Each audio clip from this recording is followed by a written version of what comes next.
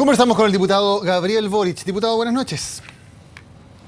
Muy buenas noches, Daniel. ¿Qué tal? Mañana de marcha, de paro convocado por la CUT. ¿Usted ha participado otras veces en marchas? ¿Va a estar mañana presente en la calle?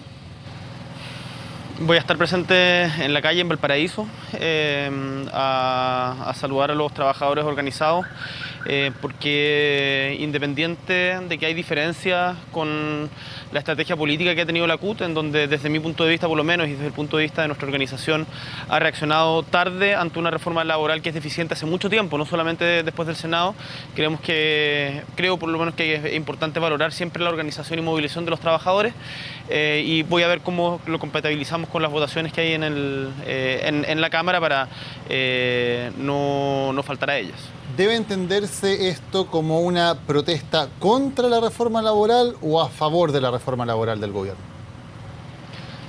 La visión de la CUT hay que preguntársela a la dirigencia de la CUT. Yo voté en contra de esta reforma laboral en primer trámite porque considero que es una reforma que está muy alejada de los intereses de los trabajadores que se han ido organizando desde hace mucho tiempo en Chile y que han planteado, por lo menos en la Comisión de Trabajo de la Cámara de Diputados, plantearon de manera muy clara sus demandas.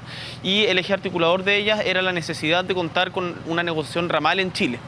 Eso fue absolutamente descartado por el gobierno, ni siquiera se planteó, y el resto de la reforma, que tiene aspectos que son interesantes, tiene aspectos que pueden ser positivos, son correcciones dentro de la cancha del plan laboral del 79.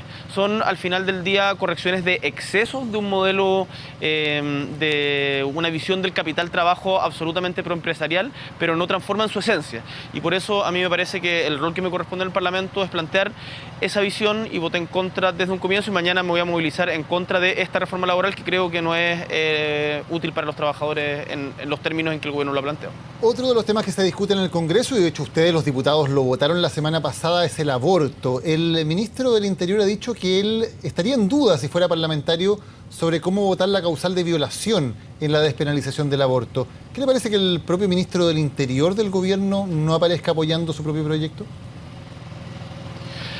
Yo creo que esto habla de las descoordinaciones varias que ya el gobierno realiza de tanto en tanto.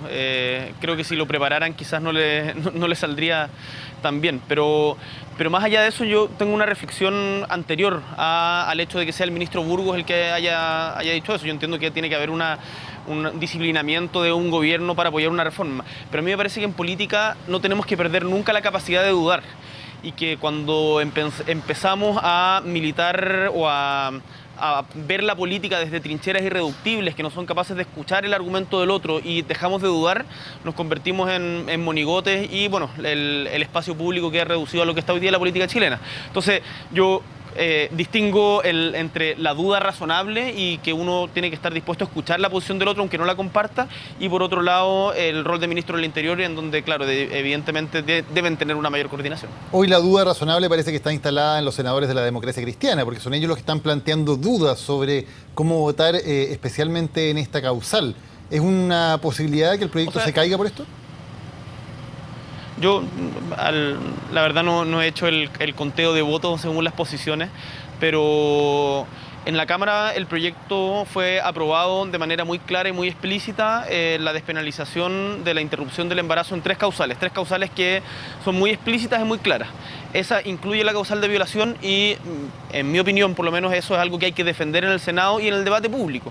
Y creo que si hay algo positivo que rescatar de todo esto, es que se ha ido generando un debate público, quizás a costa o pese a muchos parlamentarios, que nos obliga como sociedad en nuestros espacios cotidianos discutir el tema del aborto. Y yo tengo una postura muy clara, lo conversamos hoy día en la mañana. Yo creo que hay que despenalizar la interrupción del embarazo hasta determinado tiempo de gestación del feto. Creo que en este caso hay que privilegiar el derecho de la mujer por sobre del que está por nacer. Eso es una postura debatible. Creo que el proyecto del gobierno es un avance, pero no es eso tampoco. Y yo por lo menos voy a defender la causal de violación en todos los espacios públicos en que me toque debatir.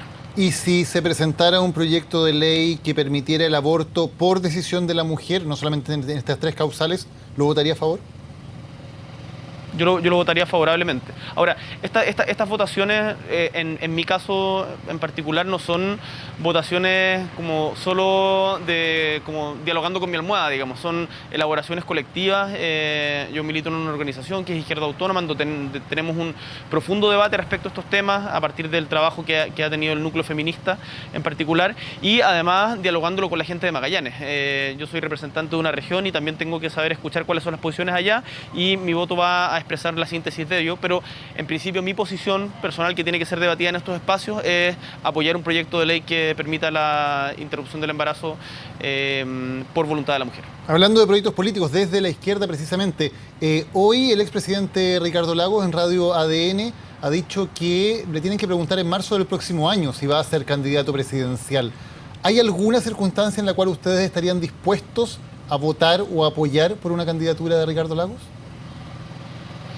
Como también lo he planteado en otros espacios, estas son decisiones colectivas que hay que enfrentar cuando uno tenga los antecedentes sobre la mesa, pero por lo que conozco a mi organización y en mi opinión personal además, es que no hay ninguna posibilidad de que como Izquierda Autónoma apoyemos a Ricardo Lagos en ningún contexto, porque representa un proyecto de tercera vía de morigeraciones al capitalismo, creo que, y no transformar su esencia. Creo que además en su gobierno se dio la vuelta entera y terminó siendo incluso más proclive al mundo empresarial de lo que había sido esta promesa de crecer con igualdad que se había instalado en la primera fase de su campaña, y por lo menos su gestión y su gobierno no es representativa de lo que fue su gobierno y lo que ha sostenido hasta el día de hoy en los pocos debates públicos en los que uno tiene el honor de escuchar a don Ricardo Lagos.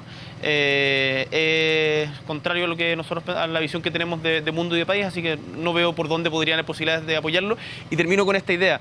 Creo que en este caso, particularmente en el caso de las candidaturas presidenciales, pero en las elecciones en general, hay que hacer grandes esfuerzos por despersonalizar los debates y hablar de proyectos políticos. Acá se habla de Lagos o de Piñera, pero uno tiene que preguntarse cuál es el proyecto político que está detrás de Lagos y Piñera, porque en base a qué voy a apoyar a un Ricardo Lagos.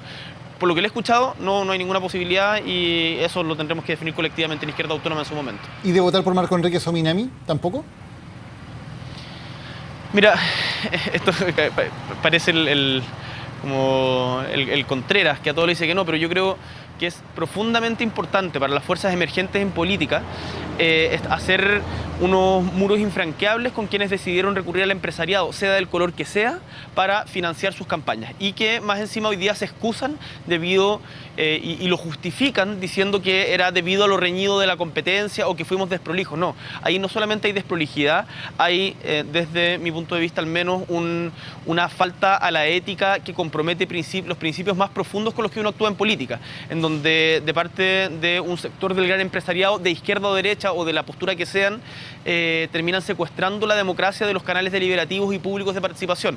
Y esa es una cuestión que nosotros no estamos dispuestos a admitir. Creemos que hay que hacer política de una manera radicalmente diferente a eso, y por lo tanto, con las justificaciones más aún que ha dado Marco, a mí por lo menos no me parece convincente de que tengamos principios compartidos, y la política se trata también de eso. Gabriel Boric, muchas gracias por habernos acompañado hoy en CNN Chile. Buenas noches.